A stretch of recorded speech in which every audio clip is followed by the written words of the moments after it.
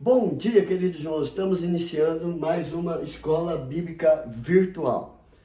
Hoje nós vamos introduzir uma nova lição. Estamos estudando a total dependência da graça de Deus. E hoje nós vamos para o inevitável sofrimento, baseado em Romanos capítulo 8, verso 26 a 30. O que esse texto diz para nós? Paulo quer dizer, também o Espírito, semelhantemente, nos assiste em nossa fraqueza, porque não sabemos orar como convém. Mas o mesmo Espírito intercede por nós, sobremaneira, com gemidos inexprimíveis. E aquele que sonda os corações sabe qual é a mente do Espírito, porque segundo a vontade de Deus é que ele intercede pelos santos. Sabemos que todas as coisas cooperam para o bem daqueles que amam a Deus, daqueles que são chamados segundo o seu propósito. Porque aos que de antemão conheceu, também os predestinou para serem conformes à imagem de seu Filho, a fim de que ele seja o primogênito entre muitos irmãos. E aos que predestinou, a esses também chamou.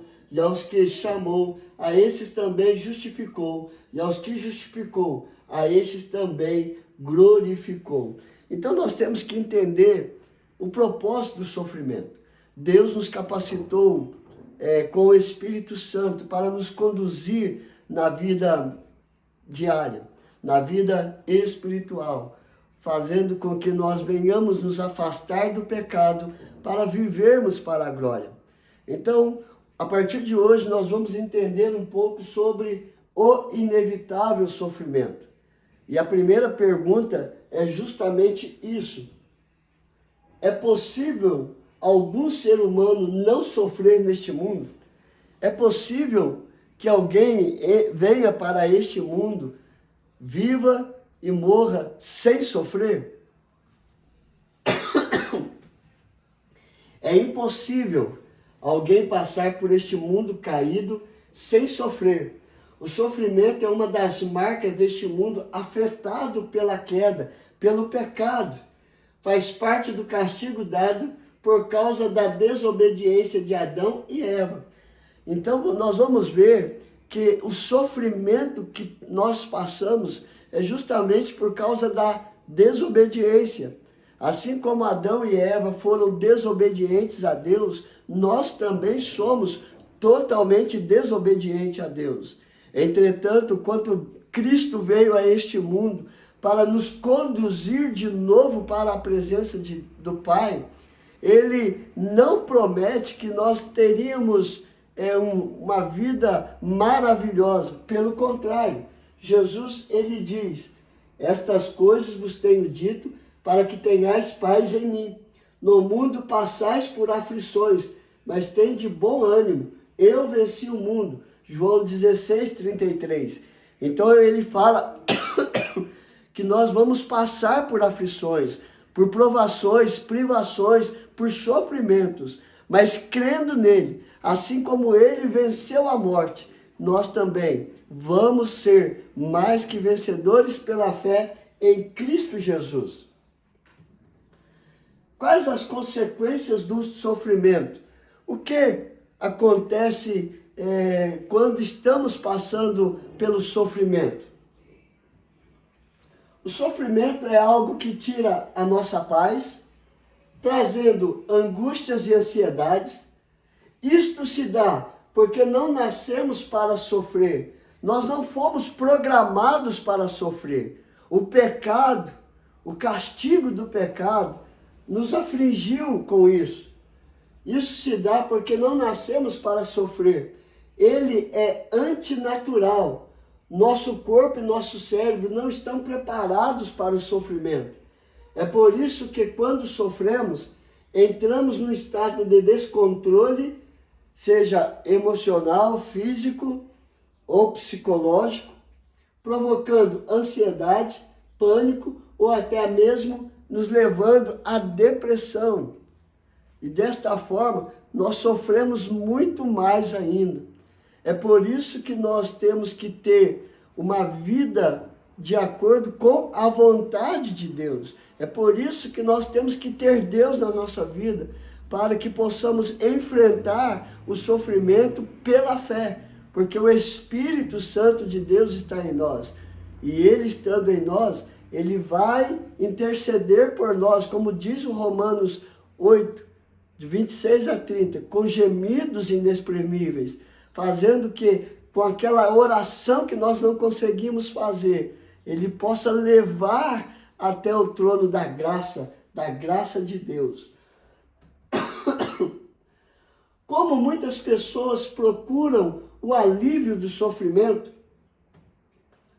então, a busca pelo alívio do sofrimento faz que muitas pessoas procurem meios de fuga e muitas pessoas se entregam ao alcoolismo ou a outros tipos de vícios químicos, com drogas lícitas e drogas ilícitas.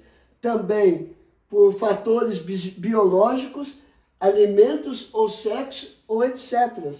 Ou mentais, buscando em entretenimento para fugir do sofrimento. E outras se trancam dentro de um quarto, não querem falar com ninguém, não querem ter acesso ao mundo exterior e querem curtir o seu sofrimento sozinho, achando que ali não vai encontrar sofrimento. Enganoso é o nosso coração, como diz as Escrituras. Lá, trancado no quarto, o nosso sofrimento será pior. Então, muitas pessoas buscam a fuga para aliviar o sofrimento, mas assim procuram em outros lugares como álcool, vício nas drogas, biológico, alimentos, sexo, etc., ou entretenimento.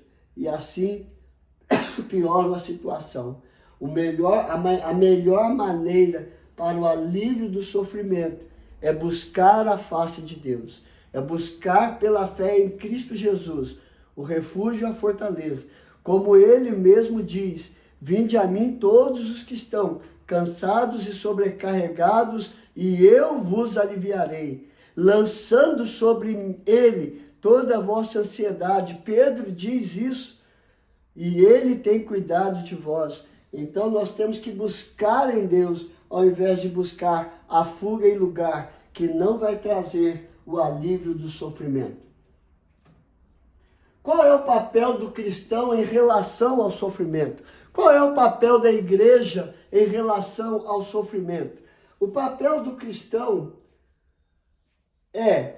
como cristãos, não podemos prometer o fim do sofrimento. A igreja não pode prometer o fim do sofrimento humano aqui nesta terra, nesta era.